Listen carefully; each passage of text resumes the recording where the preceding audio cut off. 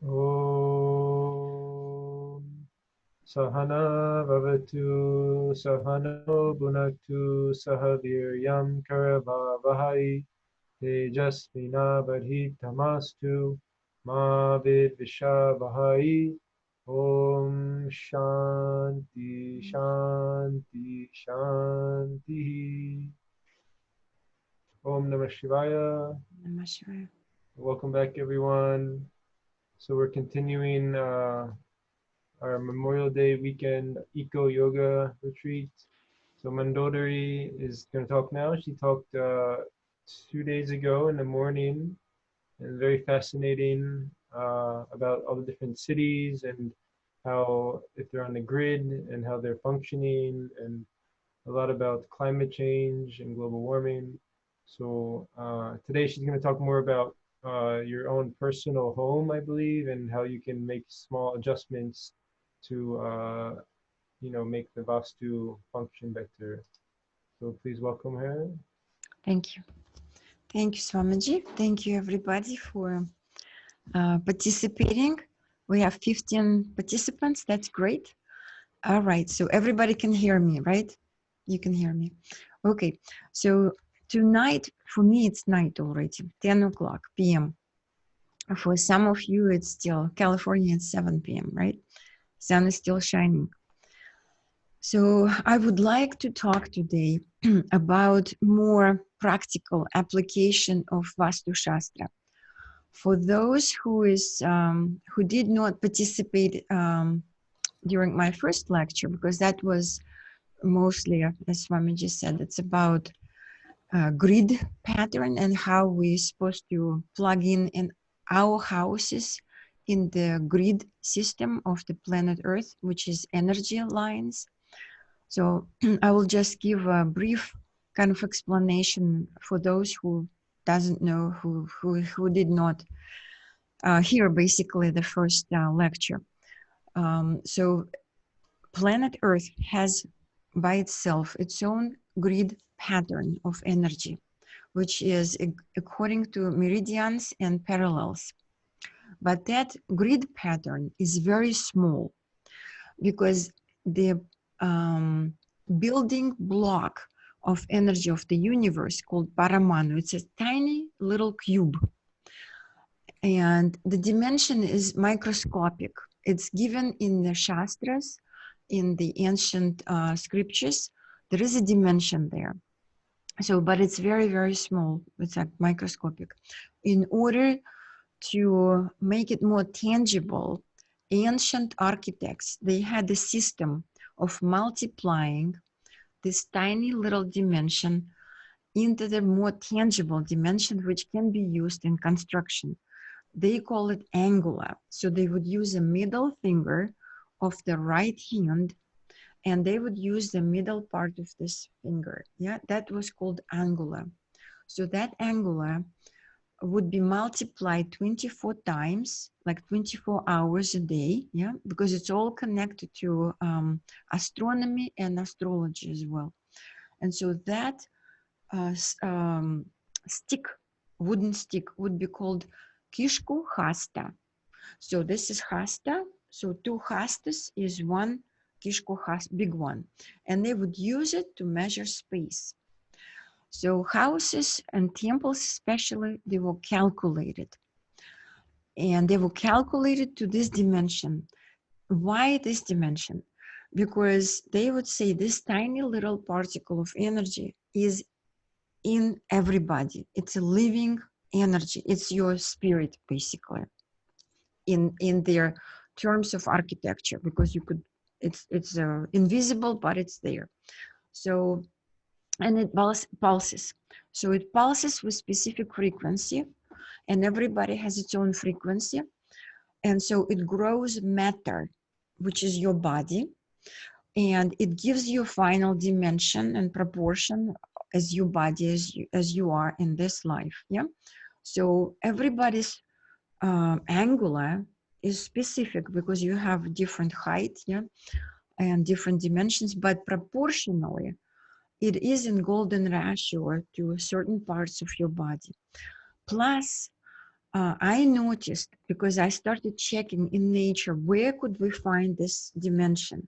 And I found, for example, I was at the Bay of Baltic Sea in Estonia, and everybody actually can check this.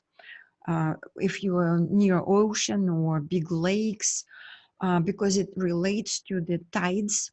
So when you will look at the sand, for example, at the bottom of their, their water body.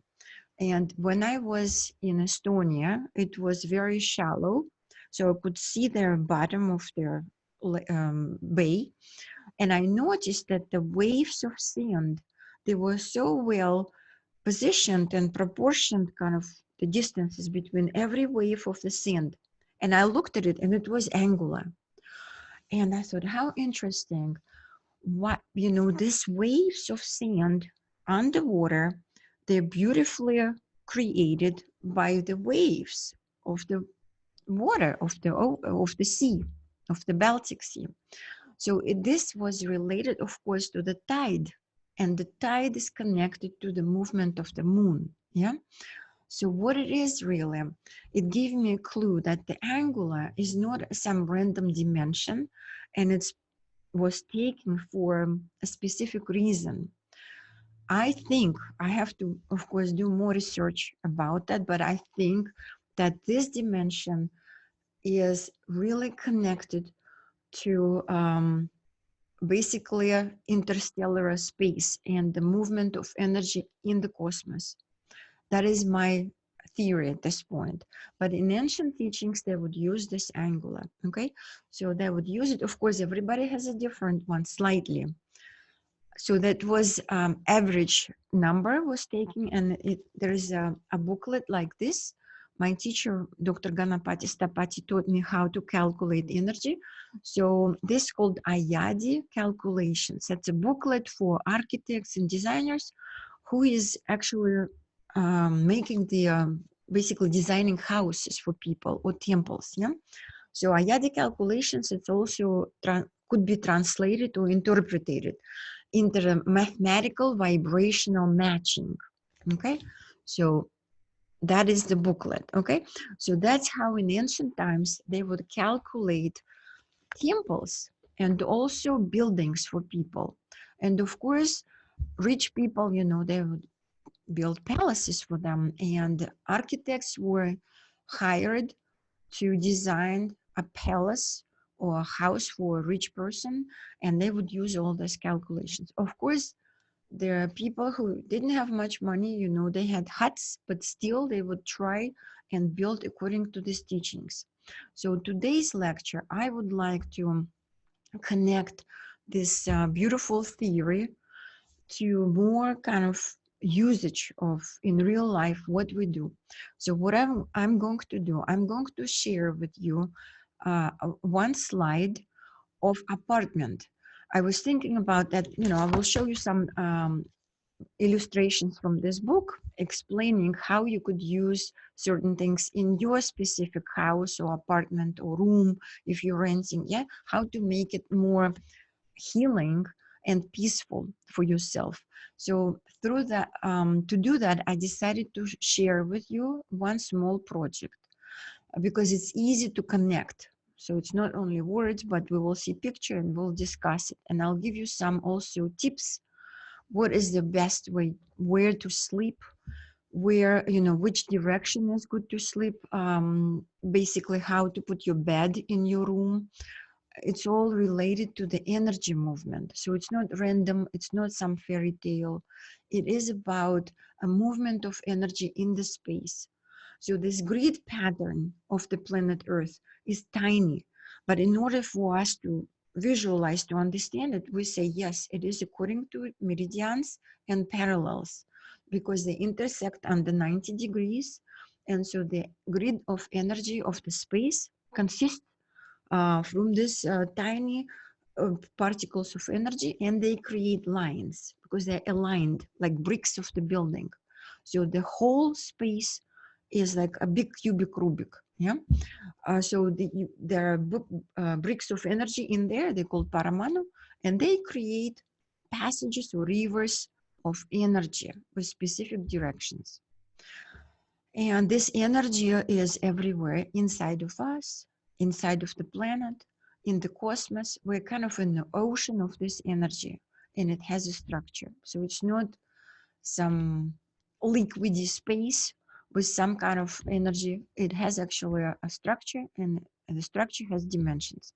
Okay, so let's just go now and look at the floor plan. I'm going to share my screen, and I will explain step by step what I was doing, and I will show you minuses and pluses of that project, because there is nothing perfect. When apartment is already designed and built, so we can't do much, but we can do some, we can make some changes to that, because we can't move walls which are like load bearing walls, so you cannot move it in apartment building, because you will, the building will get cracks. But where we have interior walls, we can move this, we can make some changes. So I'm going to show you a project and step by step explain what was done there, and how family is doing there. They're actually pretty happy. So let me share first my screen. Okay, let's go to the screen share, and we will first, I will share this. Okay, so this is just a sample diagram which shows the quality of energy at every corner of a building. Building can be rectangular shape, can be square, okay? And so Vaastu Shastra has specific ratio or proportion of width and length of the building. So here we have a square because it's easy, to show, because the cube of energy, the building block of the space, is a cube. So if you have a square floor plan, it's good. But if you have rectangular, it's also good. But there is a special ratio. For example, if this is our length and this is our width, yeah? So then we say that the length could be 1:1, which is square, or it could be 1:1.25, or it can be 1:1.5. It means that the length of the building will be 1.5 times of the width, yeah? Or it can be 1.75, or it can be 1:2. So it means the maximum, the shape of the building will be, if not the shape, the proportion. So width to the length, so it would fit 2 times. If we have a very long building, then the energy is very weak there. That's why living in huge apartment buildings, it doesn't consider as a very healthy space, because it's actually weak by itself, because the proportions are not natural. They're just generated by, I'm sorry to say that, but by the greed of the developer. They're very greedy people. They want to have more money. Not everybody, of course, yeah? But that's what, unfortunately, we have at this time. We live in Kali Yuga. So people forget a lot of things, and all, we think about profits most of the time. And that's why we create these humongous buildings with thousands of apartments in it. And people actually are not happy there. In the beginning, it's always nice, but then time goes by and we feel kind of weird sometimes. Yeah, in these apartment buildings, they are like ant houses. So it's better to have a tiny little house than to be in this huge apartment building. That's why I think it's coming soon, a movement in architecture, actually, and design, to create smaller cities, but with a lower, not very, not too many high rises, yeah, but maximum like 5-story buildings. Because when you go higher, you really disrupt the energy, and you are not close to the planet Earth, because we're physical beings. We have to be, touching the planet physically with our feet, because we're interconnected to the energy of the planet, because we're in physical body. So our physical body is like Earth. Yeah, it's Earth for us. So we need to be closer to the Earth. So if we're too far up in our apartment building, we're disconnected from that energy. And that's why we're not, mm, we have to be really on the planet Earth with our feet, with our hands. We should touch it. Now I have a question. Yes. Does the elevation we live at make a difference too if we live at a high elevation versus a lower elevation? Elevation is not as important as the height of the building itself, because elevation is because we just physically we know that the air is thinner there. Not everybody actually can adjust to that. Some people don't feel good about it, so it's very personal. So in this situation, I would say the most important from the physical, basically level 0 where the planet Earth is, and how high you go. So if you live on the 12th floor or 24th floor, well, don't go there. Yeah, if you have a chance to live on the 5th floor, it's much better. But if you have a chance to find apartment building 5-story or 3-story, I would say go to that apartment building, because you would feel much better. Also, why? Because the more apartments we have, the more energies of other people affect us. Yeah. So everybody has its own life. Everybody has its own karma. Everybody has own, happiness, unhappiness.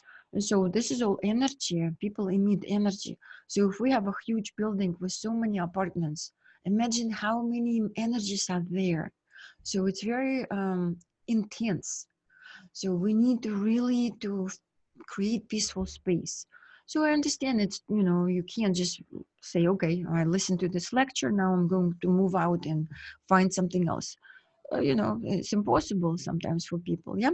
But what I think is possible, to learn, to understand the rules, to know what is better for you. And when you have the knowledge, then you have a key for your future. You can make changes, because when the situation comes to this, when you can move out, then you have the knowledge, and then you will look for specific place where you're going to feel better. And so to feel better, we have to follow basically the rules of nature, which are expressed described in the ancient shastras. Yeah. So what they say also, that I mentioned that in my previous lecture, that north west corner, that's air zone. Yeah. So there is a lot of movement there. The first element actually is akasha, is this central part. Yeah. So the open floor plan of apartment or house is the best, because then we have the central part. It's kind of like a heart of the building or of the space, because the rules which I'm going to explain, they apply for a big building or even for a room. They're the same. It's like fractals. So if I'm looking into the room, somebody has just a room. Somebody's renting just a room. Yeah. And then we would say, okay, the center of the room is Brahmastan. This is a very intense energy, divine energy, and it has to spread. So try not to put so much junk in the center of your room. Try to remove from that place furniture. Sometimes it's impossible. If it's a bedroom, then it's okay. But if you have a chance to organize your space in that way, it's better. So ideally, the central part of the space should be empty, because that is your heart, kind of energy heart, and it needs to have space to function. So if we don't give a physical space for the energy, it doesn't, it's basically suppressed. So it cannot spread in the entire, the rest of the space. Yeah. So the central space is called Brahmastan, Brahma created stan, place of creation. Yeah. And this yellow square, it's called Brahma Pada. So Brahmapada is like a core of the energy. That's the hottest energy. So that is the most important, to make at least that part empty. So what you do, you have to divide your space into 9 equal parts on one side and 9 equal parts on another side. And you create a grid pattern. Yeah. So that is called Paramasaika mandala. It naturally organizes itself when we have walls, ceiling, and the floor. So we have like enclosed space. As soon as we have that, this mandala organizes itself inside. It's just, it cannot function in any other way. It's just a natural structure of space. Okay, so it gets organized right away. So it's 9 by 9. And so this is important to have this empty space. Then the second element, which gets created there by space, it's called air. So northwest zone is air zone. And I will show you in the example of apartment, which is the project I'm going to share. Yeah. So what we do there. So at this point, I'm just describing where the elements are. So then the third element is fire. So it's southeast corner. The fourth one is water. Northeast is very nurturing and soothing. And southwest is earth. And we talked about earth a lot during my last presentation. It's the heaviest element. That's why it's good to sleep there, because it just has all these elements and it's in total peace. So it's very peaceful to sleep there. Okay, now I'm going to show you the project itself. Do you Sorry, see one my quick project? question. So the southeast was fire, but what's the nature of that? Of fire, kitchen. That's what the nature is basically like a physical fire. So, but it's a metaphysical fire, but it's a base of the physical fire. So physical elements, water, like drinking water, yeah, the real fire, they are actually heavy elements of the lighter elements, which are subtle, invisible. But the invisible Panchabhutas, Pancha five Bhuta creative elements, they are like base for physical elements of nature: water, air, fire, earth. So they are kind of like invisible seed for them to appear on the physical plane. So if fire is hot, it can burn you. So metaphysical fire is also can burn you, but on the subtle level of your mind. So if you're going to sleep in the fire zone, it's very difficult for people. They are restless. They can't sleep there. Yeah, so very difficult to sleep in the fire zone. So that's why I'm going to show this to explain the idea behind this project, how we deal with this. But before that, let me show you this. So I got this first. Yeah. So client sent me this and said, okay, in red lines, this is basically the contour lines, the shape of my apartment. Okay. So this is another somebody's apartment here. Main entrance was here. This is what I got. And I had to work Seeing with your this. first slide, Mandodari, not the second. So do you see this red one or you don't see? No, we see the first one. Ah, okay. Okay. So you don't see apartment yet, no? Now we do. Okay. And this one you don't see that.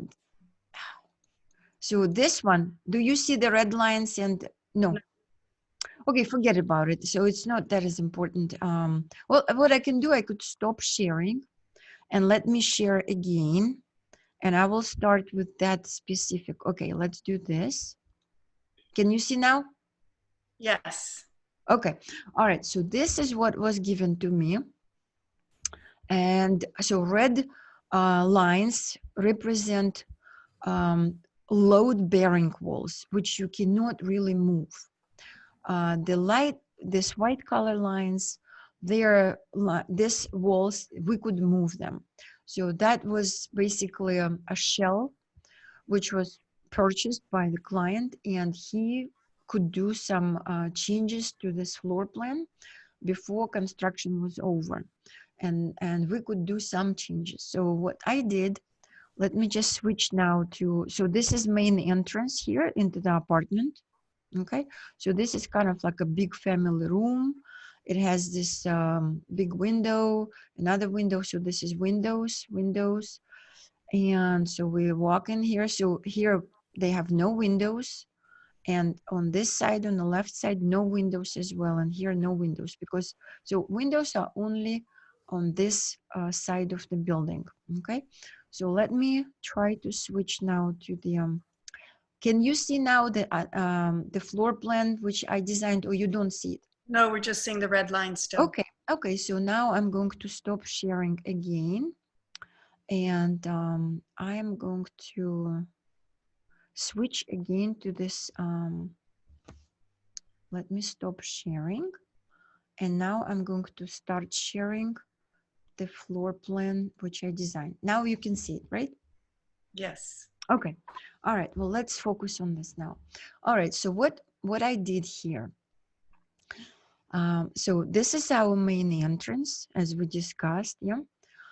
This is load-bearing wall. We can't move it, unfortunately, and I will explain why. So as you see, I know this is my apartment. Okay, I have to work with this space. So I divide it into 9 parts, and I have this grid of energy. So Vaastu Purusha Mandala, it's called. And I know that 3 central parts of this pattern are called Brahmastan. Brahmastan. Okay, so the central one is right here. That's called Brahmapada. Okay, so it's Brahmapada. So we have furniture here, chairs. So it's better than the wall.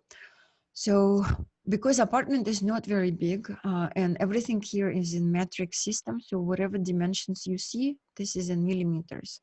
Okay, so we had to this family had 2 children, and this was done 2 years ago. Now they have 3rd child. They said they feel happy here in this apartment. So let's see what we did. We knew that we cannot move this wall, yeah, and we also knew that we cannot create here anything heavy again. So the table, I said, let's put the glass table with chairs, because there is no other space. We cannot put this table anywhere else, because they had requirements. For the living room, they wanted to have a seating area, the TV is here. For 1 child, we created this small room, which is 9 square meters. And it's not big, but you know, it's better than nothing, because they wanted the 2nd child was sleeping with this child. So first, basically, 1 bed of the child was here, and the 2nd child was sleeping here. So now they have a 3rd child, so they put the bank bed here. So this guy moved here, and the baby is sleeping here now. So what we have here, as you see, the north is up here, and it's slightly shifted, but it's not a big shift. So remember last time I mentioned that if this apartment building would be shifted more, so the north would be like this way, then it would be like 45 degrees. That would be so bad for this family. And they knew about it. And I said, you know, don't go in the apartment building, which has 45 degrees shift, to compare to true north, because that is wind, cosmic wind. It's always will be windy there. It's not like physical, but it's metaphysical wind, but it creates wind in your head, basically. You constantly under stress, and you have to move somewhere, you have to do something, you have to make changes in your life. People don't have peace. Okay, so this little shift, it's okay. It's about 3 degrees, 5 degrees maybe. That is okay. So that was a good pick. Plus, this specific apartment, if we would look at the whole building, was at the northeast corner of the apartment building. Okay, so the whole apartment is in the northeast corner of a bigger building, and that is good for us because that is water. Remember, I told you northeast corner is water.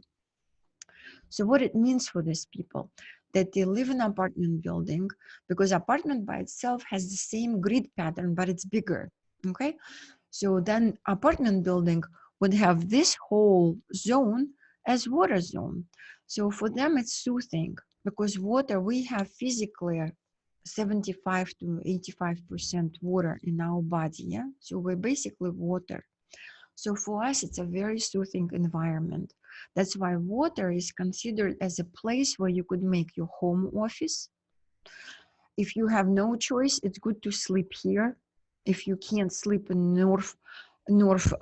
west corner, like they cannot sleep there, yeah, because they have already here system like, you know, sewage, and the bathrooms, it was already built in, so we could not move that. They tried, but the construction people said, no, we cannot make changes in this situation. So what we did here, we did maximum changes to the apartment to make it more peaceful. So I said, okay, you know, let's create a smaller room here for your second child. Now to, you know, 3 children, so they could sleep here because this is water zone. It's good for them to be here because, you know, they will sleep better and it's peaceful. So instead of somebody's office, this is for children. So they could do study here. So it's very peaceful for them to be here. Now, so northeast corner is good. Yeah, we have this place. Now for them, they are in the air zone. And I said, okay, look, air, it means it's a lot of movement, physical movement. Yeah. So you may actually move out from this apartment as one point of your life. Yeah. In order to make your sleep more peaceful, let's not put your bed here because you're really in the air zone. Let's put it closer to this wall because it's closer to the earth zone. Okay. Plus, we cannot sleep with our head toward north. Okay. So remember, everybody should remember that. Do not sleep with your head toward north. So in our situation, this is southern direction. So to sleep towards south with your head it is okay. It is fine, and you can and it's possible and it's peaceful actually. So the best is to sleep with your head toward east, but we cannot do this, yeah, because we have a door here, so it would be very uncomfortable to place your bed here because you open the door and you see the bed right away, so it doesn't feel comfortable. So we picked this location for the bed, and that is their, you know, this is how the bedroom looks like. Okay, so then I said, do we have a chance to create entrance because it's a first floor, ground level, yeah? So they could, instead of window, we could have this kind of open, you know, not a door, glass door, to open in this terrace because it belonged to them. So they could utilize this space outdoors as a small terrace. And so we said, okay, let's have a door here. Instead of big window, we have this glass door, and they could get out and just to sit here and relax a little bit. Okay, so this is our bedroom.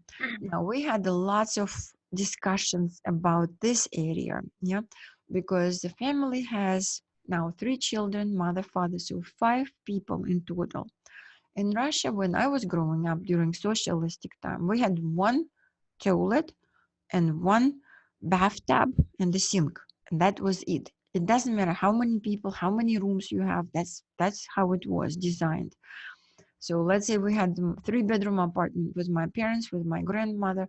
We still had 1 bathroom. So now things changed. And I told them, you know, let's have additional small powder room because, you know, if you have 3 children now, yeah, somebody needs to go to the bathroom. And you close the door and nobody else can get in. So let's have this tiny little powder room for your children in case if they really need to go to the bathroom and somebody's here.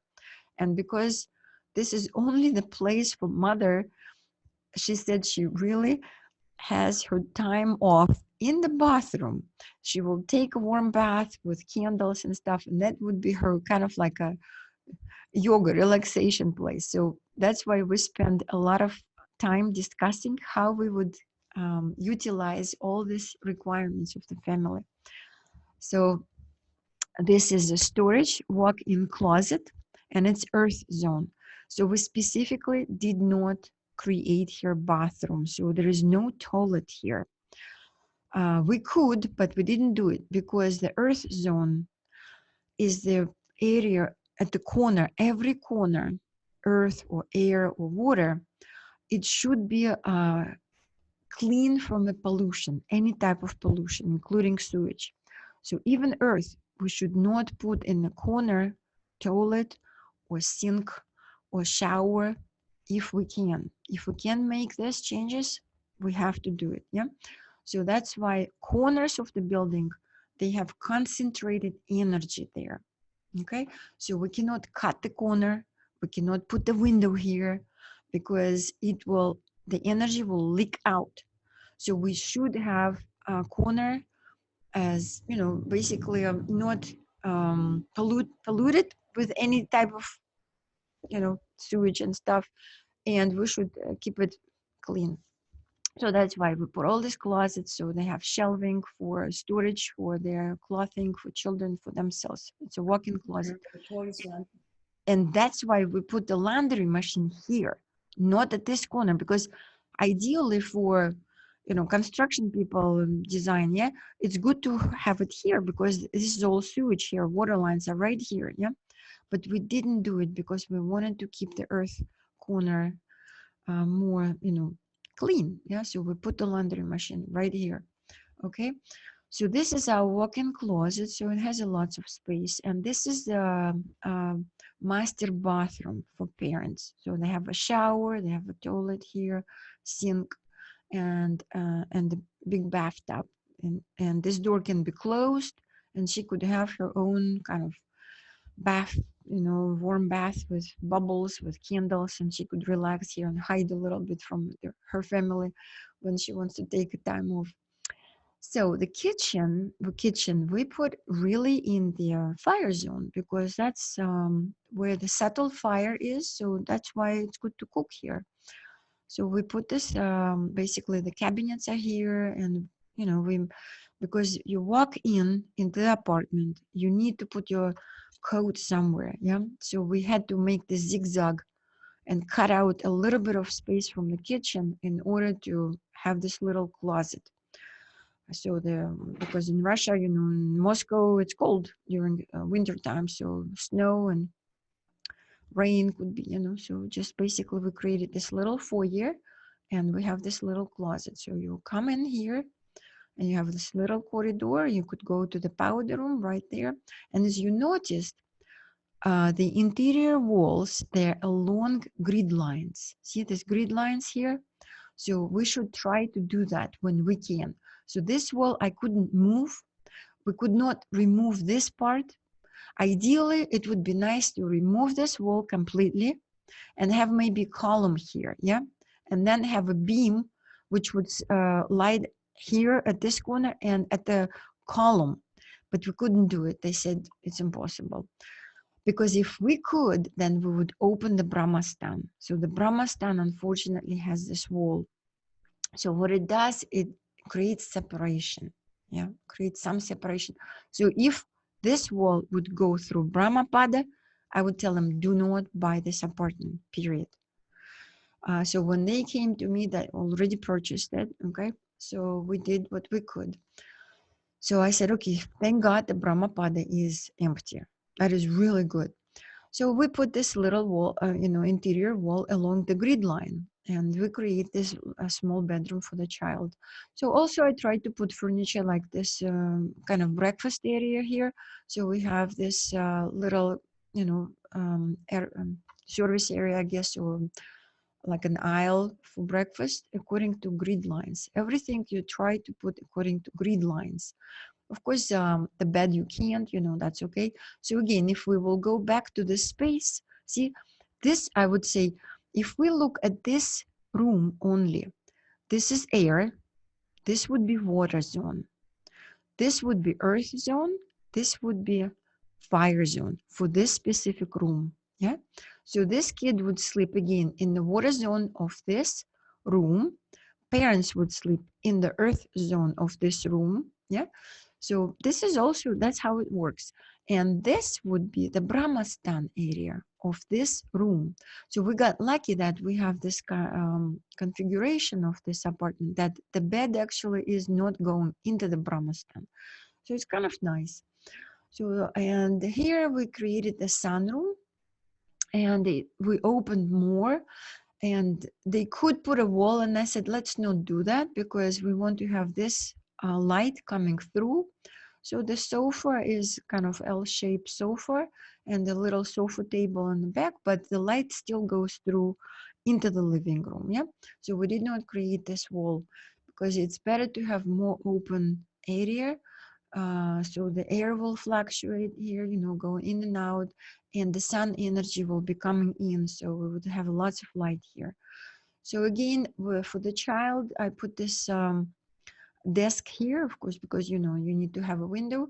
Plus, the children will be studying in the water zone, which is very peaceful for them. And the bed, as you noticed, I could make, entrance into this room from here, for example, but I didn't, because I wanted to make sure that this bed fits here. So this child sleeps toward south with his head. Yeah. And we have this wall, as they would have a big TV here. So they could, utilize this surface as a functional area, not only just a wall. So we could hang a TV here. Yeah. So this is a sample of the a project. Yeah, how I worked with this and what we could do for this family. So that is an example. So let me now switch back to the monitor. So I wanted to share a little bit some illustrations. For example, sometimes people sleep in the attics. Yeah, so if you have one-story building and the attic is utilized, and sometimes children sleep in the attic.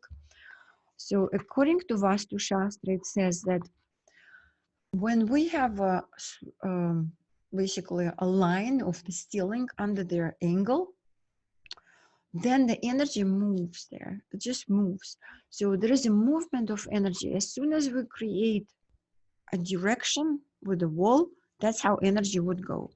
So I have an illustration here just to share with you that it's not recommended to sleep under there in the attic, under the basically a slope. So if, as you see here, yeah, I would recommend people always, because you could create a here like a flat ceiling, and you put bed under this at least part of their your room, yeah, in the attic. So you would not move your bed toward the wall and sleep here where the ceiling is sloping, because that's what we usually do, yeah, because we want to put the bed next to the wall, so it's kind of, we create more space here, you can walk around. But according to Vaastu Shastra, it's not recommended, because then your head under this slopey kind of area, and so the energy moves and moves. Even if you sleep here, it's still moving. So it affects you, because your energy field is beyond your physical body. So you should sleep under the flat ceiling.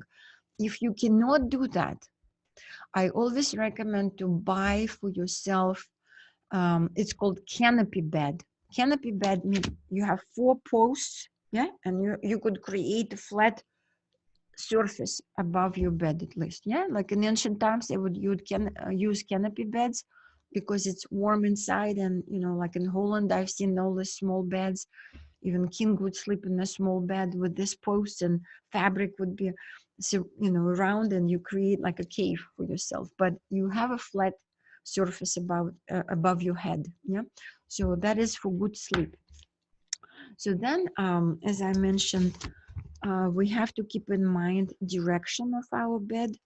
So ideally, if you can check, yeah, take so basically go to Google Maps, put your address, and see how your building is positioned on the basically on the map, because the maps are always pointing, the north is always up, yeah. So you would see how your building is positioned on the map.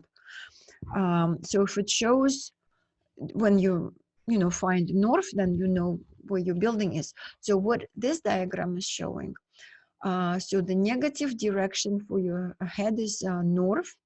So the best is east, second best is south, and if you can't choose east or south, then you sleep toward west, and try not to sleep toward north.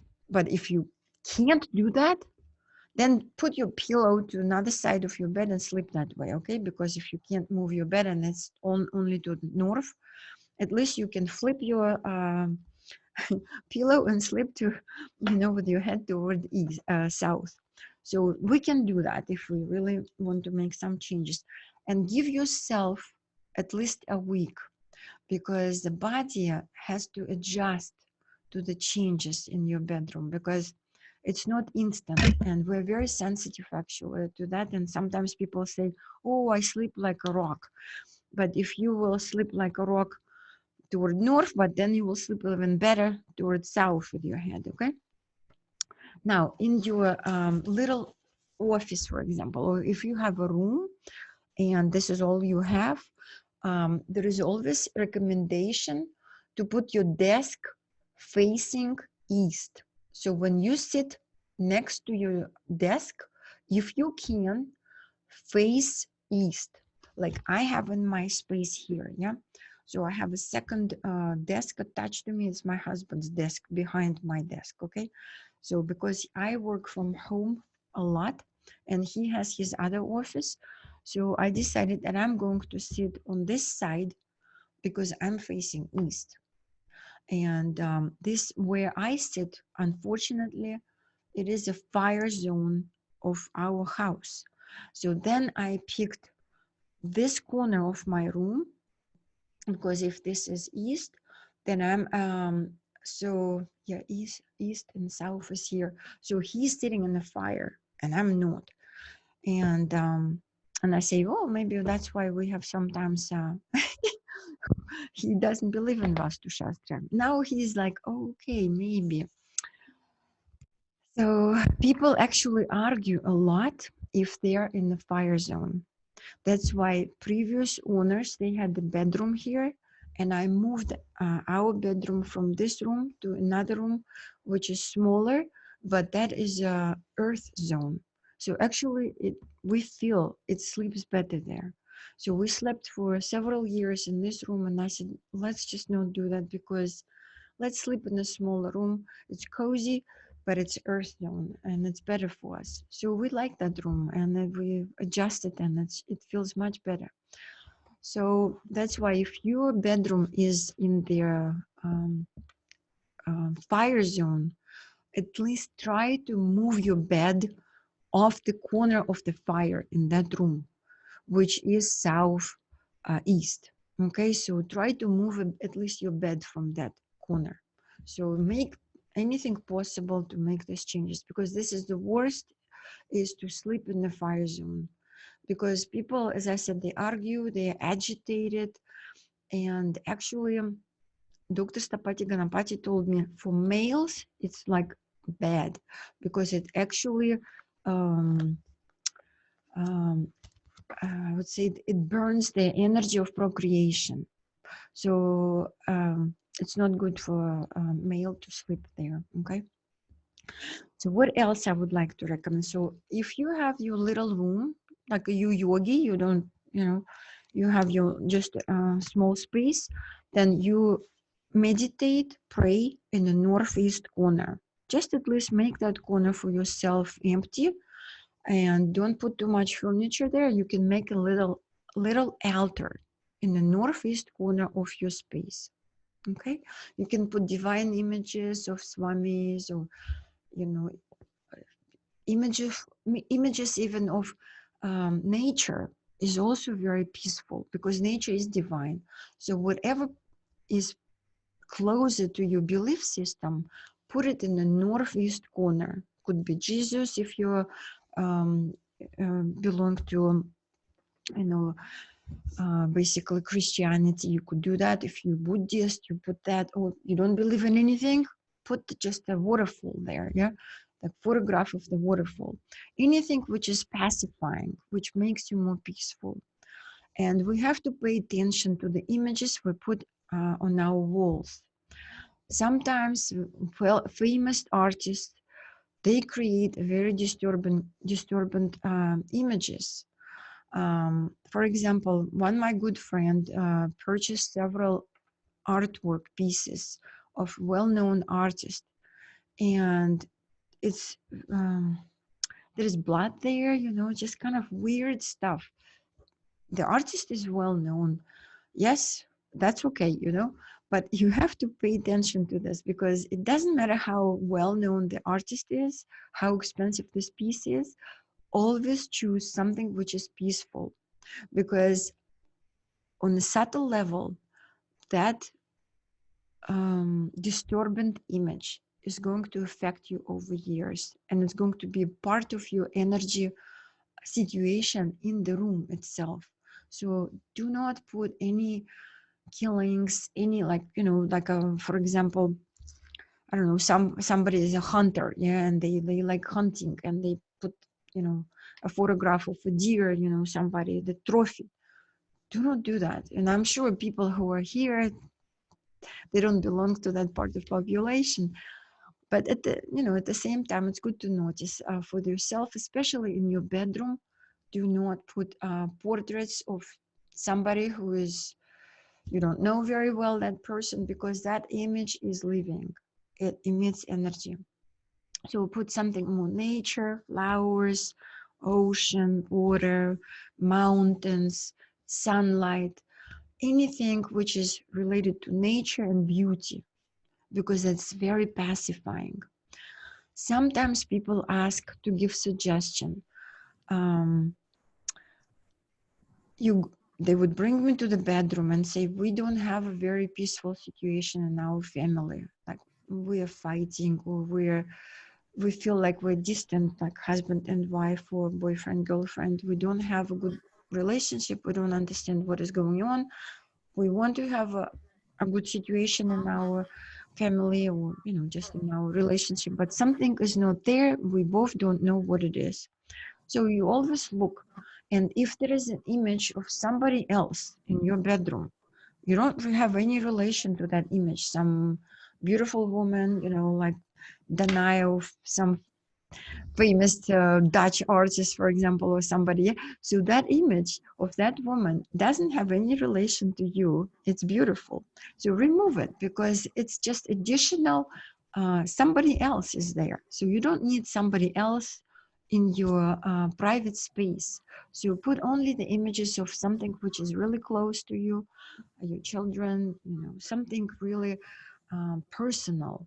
So be careful putting things impersonal in your personal space. It's better not to put anything if you don't know. That's why minimalists, they have very little, around. The lesser actually clutter we have, the better. That's why I think in Japan, they have this flat surfaces and nothing, like minimum furniture. It's actually very peaceful. I have never been there. I would love to go there, because I know that more stuff, of course, creates more energy. And maybe about it was a gentleman from Russia, actually, by accident. He discovered, I just have to remember his last name, Kirlian photography. Maybe some of you know about that, yeah? So he used metal plates for some production of photographs, and he overexposed a photograph, and he noticed it was like spikes from there. Every line of whatever object he photographed, it was like spikes of energy coming out. So it means that every object has its own energy, and the spikes are everywhere, especially at the corner of anything. Where you have corners, there are even more spikes of energy coming out from there. Yeah? So what it means that the lesser you have stuff, the better, because you don't have the spiky energy everywhere. Yeah. So it's good for us to clean the spaces and to at least put all our stuff in the boxes, and to become minimalist. Of course, it's good. I'm not minimalist, unfortunately. So I have to work on that. So the lesser we have, the better, actually. That's why this tiny houses movement is good, because it teaches us to have less stuff, and we don't use a lot. So what else I would like to recommend? I would like to answer questions, of course, and maybe we should do that. And if anybody has any questions and some. Yeah, I have a question. So about art, what about sayings or writings that you frame and put on the wall? It's good to have like prayers. Like, for example, in Judaism, I know they put this little tubes with a prayer, yeah, above the front door, for example, for protection. I know in India, people like to put Ganesha or yantras, some yantras, yeah. So what I would do, I would be careful about sacred symbols, because they're basically like yantra is a mechanism of energy, yeah. So you have to really, in order to make it work, you have to chant, and you need to know Sanskrit and pronounce properly. So I would say whatever's close to your heart and you feel safe with that, because you have a connection with that, you can put it above your front doors for protection. I, for example, put a little icon from Russia. I brought from St. Petersburg, because I believe in divine in general. So if I put an icon for Russian, from Russian Orthodox Church, it's just from my land, it just comes, kind of warms my heart. Yeah, I could do Ganesha also, because I believe in that. I have, for example, Swami Sivananda here. Yes, it's on my desk. So whatever is close to you, because you're connected on a subtle level with that image or saying. And if that saying or that image makes you peaceful, of course you put it there, because it will give you, because the meaning, it's not something which you can't touch. It's actually a movement of energy, because there are principles of creation. So before everything became visible, there is a principle of creation. That is Vedanta. You can, study more Vedanta teachings and you will understand better. So Shakti is a feminine energy which is spinning. Yeah. So it moves. That is the principle of creation. That's why everything is moving. Shiva is actually string, which is by Shakti gets movement. So Shiva dances because it has Shakti. Okay, because Shiva Shakti are together. So this is what Dr. Stapati was teaching me. So in yoga we say we have Sushumna channel, right? In Vaastu Shastra we say Brahma Sutra. Brahma is creator, Sutra is line. So it's a line of creation which is pure light. So it's either Sushumna or Brahma Sutra in construction and design, okay? So actually it's the same. The body is a temple and the physical temple is the temple. So, and the rules are the same. So that's why in yoga, you would always say, sit straight when you do pranayama, and visualize how, you put the energy supposed to go through your nadi channels, yeah? Same in the building. So we have to create more empty spaces, open spaces for nadi channels in the building, which are these energy lines. They are the nadi channels. So if we clog them, there is no way for energy to go through, yeah? So that's why we feel sometimes tired. We feel tired in these buildings. So suggestion is to remove the clutter, attic, to clean your attic, not to put all this clutter in the attic, because the divine energy comes from above. So if we put all our boxes in the storage, if you have no space, at least to put in the attic boxes along there, basically next to the walls, to try to create in your attic also kind of free of any garbage area. Yeah, so we have no boxes like Christmas stuff, and we put up there whatever we don't need, we put in the attic.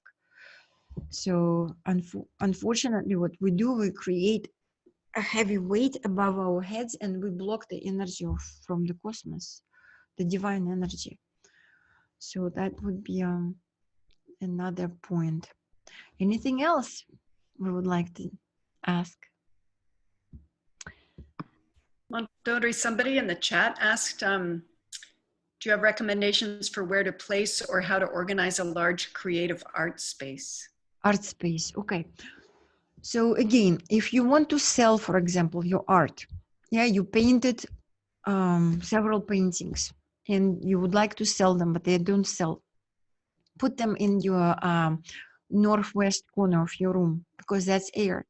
The air will make it go. All right. So if you sitting and waiting for inspiration to come to paint your next painting, for example, yeah. So then you sit with your face toward east, and try to clean the northeast corner. So that would be your inspiration space for inspiration. You could actually paint in the northeast corner if you can, yeah, if it's possible, because that is a soothing area. So it gives a peace of mind. So when we have peace in our mind, that we could see divine images, because everything what artist sees is given to him through the basically filter of its own mind. So the mind is filtering, and if its mind is not at peace, it cannot actually see clear, yeah. So the more we're at peace, the lesser mistakes we make in our life. So the northeast corner, I would say you could sit and paint there. If you have a window there, it's perfect, yeah. Try to clean up at least Brahmapada, the central part of your room, at least that. Remove furniture, don't put your artwork there, because that is your energy point, yeah, energy space. It gives you energy to move forward, to work better, to charge yourself. Okay, so and for storage of things, that would be the southwest corner, the earth. That's where you could store your you know, paints and brushes or whatever you need to do for work. You could put it there, yeah. And the fire zone, you know, best, of course, it's not good to sit there and create something, because you would be agitated. So you could put candles there, you know, just burn some candles to create this real, you know, flame in the fire zone. Okay. Anything else? Somebody's asking, which side do I hang my ancestor pictures, parents and grandparents? Well, Where I would, think that, yeah. Okay, that's a good question, because for example, in India, people put their put portraits of their parents, if they are no longer with them, at the same northeast corner, because our ancestors are taking care of us. Yeah, they're always with us as soon as we call their name. So even if we think about them, they are right here, because thinking is actually doing on a subtle level. So northeast corner would be the same. It's okay to put your you know, like my stepfather passed away, and I put his photograph next to the saints and swamis, you know, who were there. I have it there, so it's kind of my altar. I ask them to help me sometimes, you know. So northeast. Anything else? Mandodari, what are your thoughts on geodesic dome homes? I know people ask me about that. Okay, well, geodesic homes are beautiful, of course, spacious. I would say that in simple words, it creates movement, because it has roundish base. So the energy is moving there. Yes, it is interesting structure, but it's not peaceful to live there. Actually, you would start moving more in your life. That's why tribal people, for example, in Siberia, they have roundish spaces to move, like Mongolians, for example.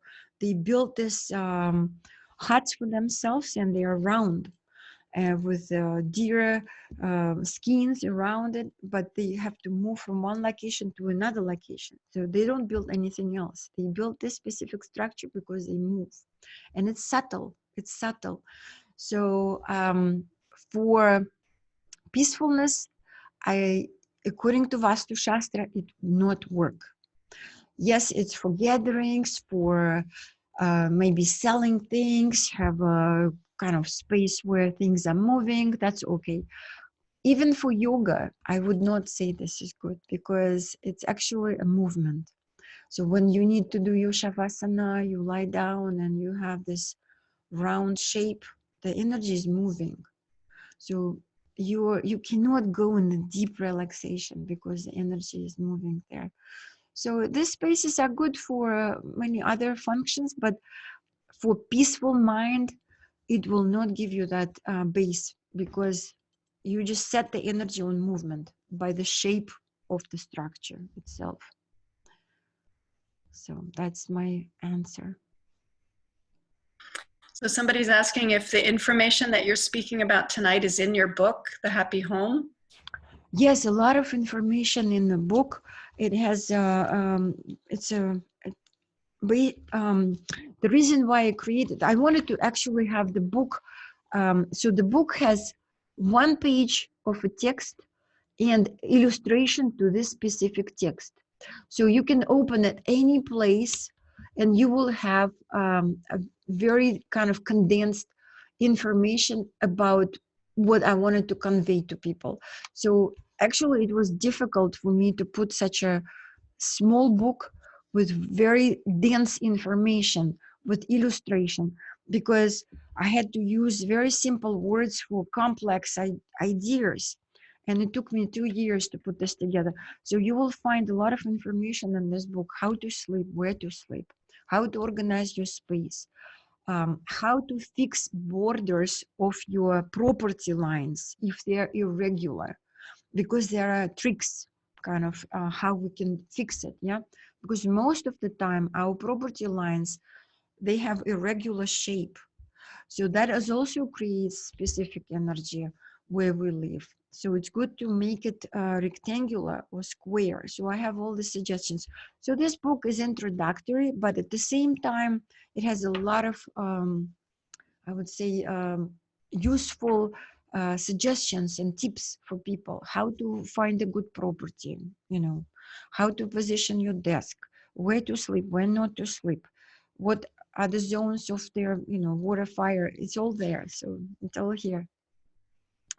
So I love this little book, and I think it will be very useful for people to have it, because it's beautiful. One woman from Russia, because I published in Russia also, she said, this book is alive. She said it's alive. So I even have like roof slopes, yeah, because the roof is also very important. So basically what roof is, it's like a prism. Yes, so the prism, when the light comes through, it splits into the rainbow colors, right? So if we have a flat roof of the building, it's not good apparently.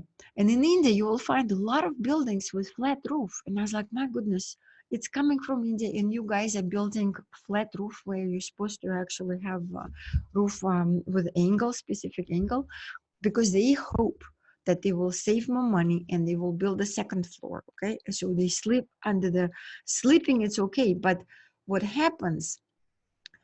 It's very interesting phenomena. So the cube of energy itself, Paramanu, is a total piece, and it's a cube. But house has also a kind of like a prism on it, like a pyramid, right? Because apparently pyramid is a shape of emotion. So emotions are pyramidal shape. So inside of a cube, you can have some ideas. In order to express yourself, you need to become a little bit emotional and express and give some idea to somebody, right? So the energy in the building is the same. It wants to express itself. In order to express, it should have a roof. If it has no roof, it cannot express itself. So house is upset because it cannot speak. It cannot express itself. And so what happens, the flatter roof is, the more expression is there. So for barns with animals, you can have this roof like almost flat, yeah? The more the sharper it is, the sharper you are. That's how interesting it is. So the sharp angle actually creates a sharper mind. It's very interesting. So basically geometry by itself, it's not something abstract. It's actually representation of movement and shapes of energy. So the shape of energy has internal emotion and thought. And because if it is a moving energy, thoughts are moving energies, and they have their own shapes. So by giving a proper shape, we give a proper emotion and thought of the building itself. So it's thinking.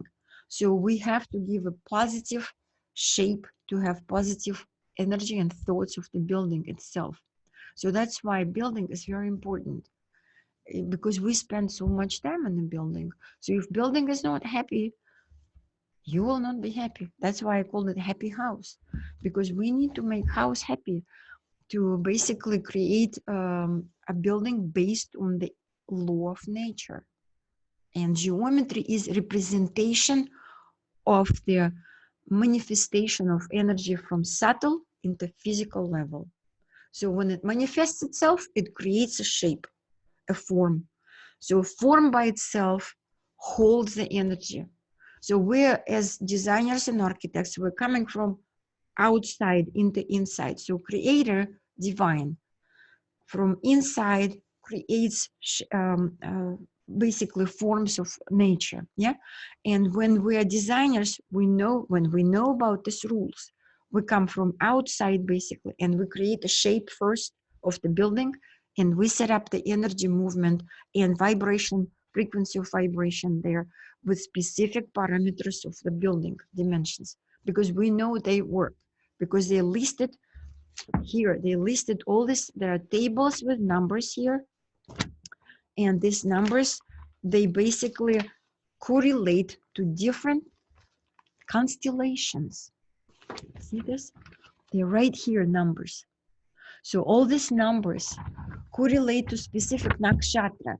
A nakshatra is nothing but a constellation. Yeah. So their energy is coming from that place of the from the sky. Yeah. So that sector of our sky has a specific beams of energy coming toward us on the planet Earth. Okay, that's why they take the Earth as a point of observation. That's why the sky is divided into 27 zones, nakshatras, and each zone has its own energy. That's why that in these tables they have Sanskrit letters. So that means a sound. So and the sound of what? Of energy. It vibrates, it creates sound. It's a subtle sound, but it's there. Okay, so it comes, hits your space, and you need to make sure that your space can receive that specific energy in the sense that it will have specific dimensions of the space. So this energy can be there, and basically the sound will stay there. So it's not going to die, because we create the length of the wave length of the sound is set. So if we give a smaller one, then it cannot actually resonate there. It will die, basically, will die out. Yeah. So that's why dimensions are very important. That's why we calculate. That's why in ancient times they calculated temples for specific, for Shiva. We know Shiva has its own nakshatra. So we take that nakshatra, that sound, that frequency of vibration. We know that frequency, we know the numbers, and we calculate the space for Shiva to reside in this specific space. Yeah. So for the building, we take people. So every person has its own nakshatra, birth star. It means your own energy is that of that frequency. So then we take you as a deity, and you are divine being. So we take your energy and we calculate space for you, so you can vibrate there, resonate with cosmos. So that is really interesting. This is very deep science, and it connects to cosmic vibrations of energies coming from their different directions of the space and affecting Earth. If Earth is affected, then we're affected, because we're living on the planet Earth. So anything else? We have 13 minutes. I don't hear you. Swamiji, turn on your microphone.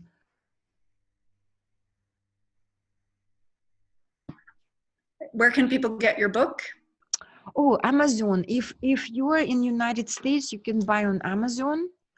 Okay, and if you are abroad, then you can buy anywhere else. Also, Amazon has Kindle book, so it's electronic version of this book, so you can buy it there.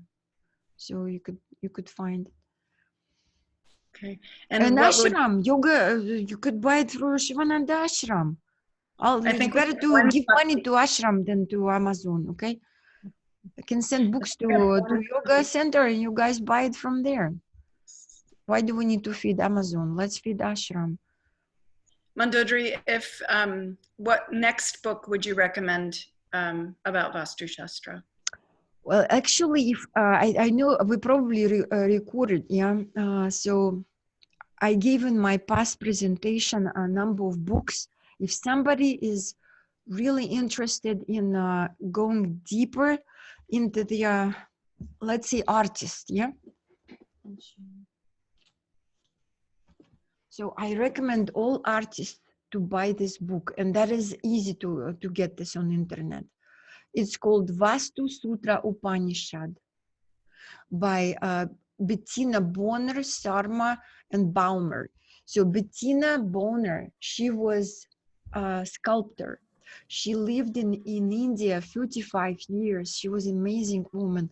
I even bought her Alice Bonner diaries, yeah? So Bettina Bonner and Alice Baumer, close, you know, names. So this woman was a teacher of this woman, and this woman is still alive. She's in India, and so they wrote very interesting books. They would always base their books on ancient scriptures. It wouldn't be somebody's just whatever they think, yeah? So they found in 1950s in India scriptures on palm leaf. Very interesting, and it's called Vaastu Sutra Upanishad. It's about creation in general, and especially for artists. And they say, who knows the Shilpa teachings? Shilpa, it means sculptor, and we are sculpture, right? So here they explain about every line what it means. So here actually I found lots of information for myself, because it gives you explanation about every line. So if line is under the angle, it's wind. If it's upward, so that is a light energy. If it's horizontal, it's water. Okay, that's why we sleep, you know, like this, horizontal, because that's a water line. So every line has inner quality. How is that? Because the line by itself, when you draw it on the paper, you imprint your energy. So you thought about something, yeah? So you started drawing. So you're actually imprinting your thoughts on a piece of paper. And that piece of paper now has that energy. So that's why artwork by itself is energy.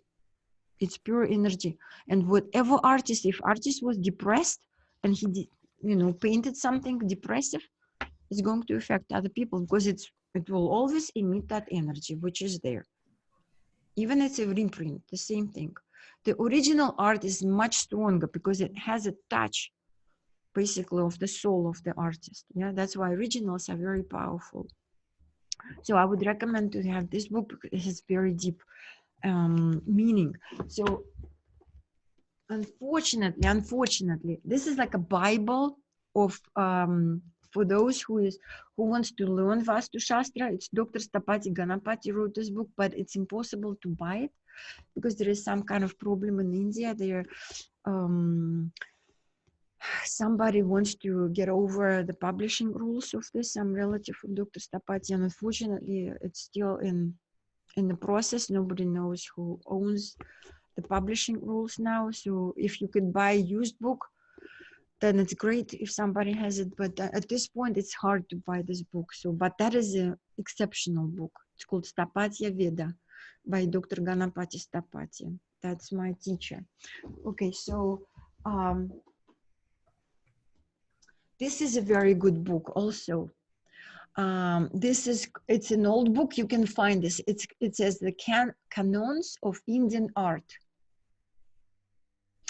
And if you're interested, Swamiji, I have a list of very serious scriptures and books which you can trust. I can send you, and people can, you can send to people, or people can send to me, and I will reply, because I was going to do PhD in India, yeah, and I was prepping. I hope I will continue at this point my work doesn't go anywhere in the PhD direction, but I hope it will happen.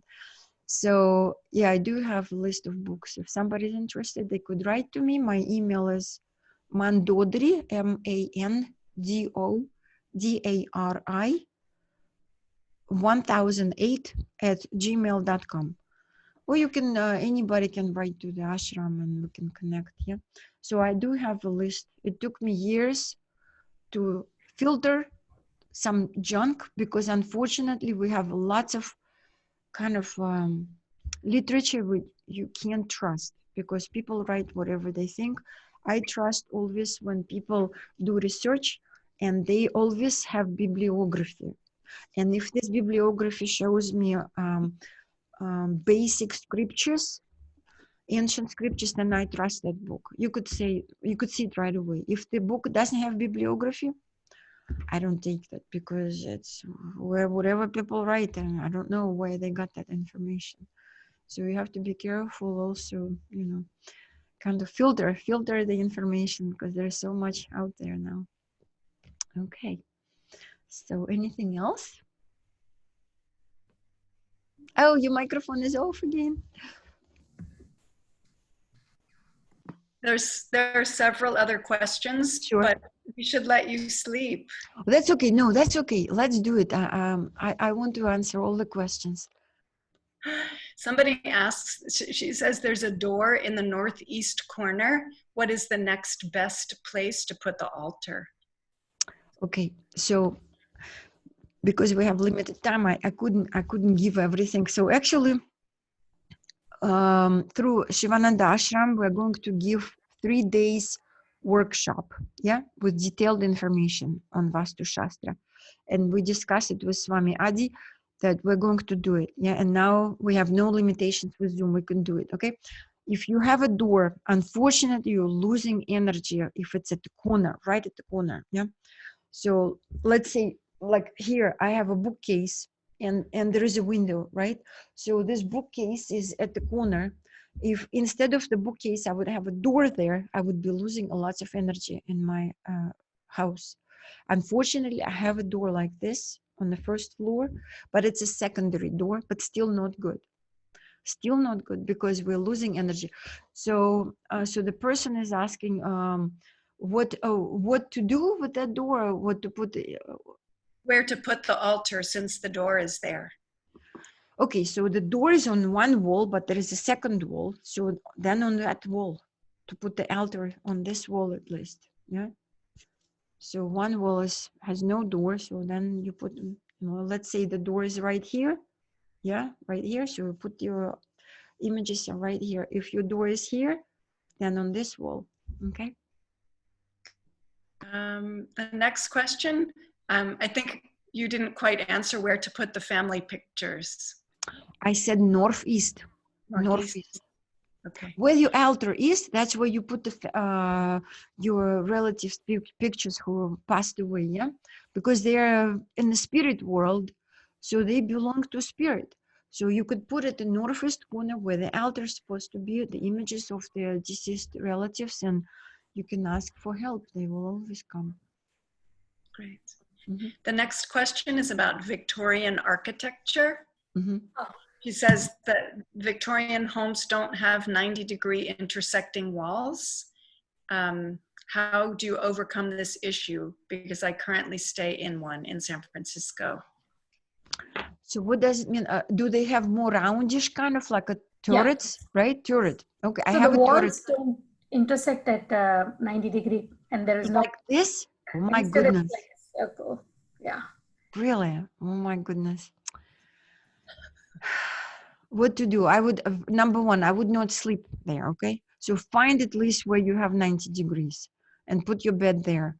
So whatever is important for the person, like working, sleeping, let's say somebody works, because now most people are working from home or they stay at home, yeah? So not try not to be at that corner. Find where you have a straight corner, yeah, 90 degrees, and put your work environment there. And you could just sit there, you know, where the windows are, and if it's not straight, you could just look at the nature. That's okay. I would just say, do not be scared of the situation, because people, this is Kali Yuga, okay? Also, what I think personally, looking at their consulting people, I realize that it's also our karma. So, but it's in a good way. We have to live through our karma, do what we need to do, pay off whatever we need to pay. And when we have the knowledge, we know what the next step will be. Okay, so we would like to change the situation, we will move out and we'll have a better space, and we know how to look at, how to choose that space. So I would never be scared of, like, you're not going to die, nothing bad will happen to you. Okay, it's just a knowledge how you can improve. So improving means moving from that area, trying to sleep not where the fire zone, things like that. So that's all we can do. So trying to strive to the best, because striving is actually on a subtle level also. It's a movement. Even if you're sitting in the same room, but now you have this knowledge and you're going to make some changes anyway, it's already improvement. So you're utilizing knowledge to the betterment of your own self. So it means it's going to be better. The more steps you make, the more doors will open. That's simple. And it's going to happen, I guarantee. Mandodari, somebody's in the market to buy a home and is asking for the top 3 things to look for. Okay, so do not buy house under 45 degrees. So it's not shifted to the in relation to the true north. So do not buy this house. Try to buy a house which is not also in cul-de-sac. So when we have cul-de-sac, so the street comes in and then we have the circle. And if the house is in a cul-de-sac and the street comes, the line of energy continues and hits the house. So don't do that, okay? So it's best somewhere else, okay? Definitely do not buy a house with a flat roof, because it cannot express itself. So, and try to look for a house which doesn't have a staircase in Brahmastan or bathrooms in the center. So if you have an open floor plan, that would be the best bet. Yeah, the open floor plan is giving more energy, ability to move around, to saturate the space with living energy. So that would be recommendation. And always trust your first impression of the house. You walk in, you immediately sense something. And that the first emotion, first impression is always important, because your mind did not turn on these calculative evaluations, which are usually far beyond from the truth. So the first emotion, the first impression is the truth. So if it speaks to you, well, then you say, okay. So then you do the exploration and see what happens. But if it's you thinking, okay, what is the best school there? How much money I can make when I resell it. I mean, it's good to think about it, but that should not be the first priority. First priority, you have to sense the space yourself, how you feel about it. You can bring your dog. If your dog is like scared, don't buy it, okay? Because animals, they sense it right away. They start barking or you're trying to get out, don't go there, because they know. You can bring a child if you have no dog, okay? See how kid will react. They're the same. They're simple. Mandodari, somebody's asking about potted plants, potted flowers. Is there a place they should or shouldn't go in the house? Yes, so a recommendation, of course, I know cactuses, they're beautiful, but it's not recommended to have cacti because they are very spiky and they have spiky energy, okay? So you can have it not even outside. It's not recommended even outside. So the plants, they're good everywhere. So sometimes people go overboard. They say, or because this fire zone, I cannot put the plant there. It's okay, you know what, this plant is alive. It just gives you some additional energy. So you cook in the kitchen, it's good to have nice plants there. You can plant herbs, So I would not go that far saying like, don't put the plant here or there.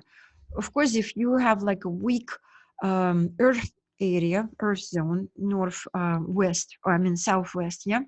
So let's say something is not right there. You could put a big bucket, you know, with earth and have a palm tree there, you know, growing. Just simple things like that, yeah. And air zone, have incense burning there, yeah. Fire zone, if you don't have kitchen there, put some candles, yeah. Things like that. Water zone, put some aquarium or little fountain, desk fountain, to strengthen the energy, subtle energy with physical elements of nature. So, and always follow your instinct, because your instinct is what your heart is feeling. Do that.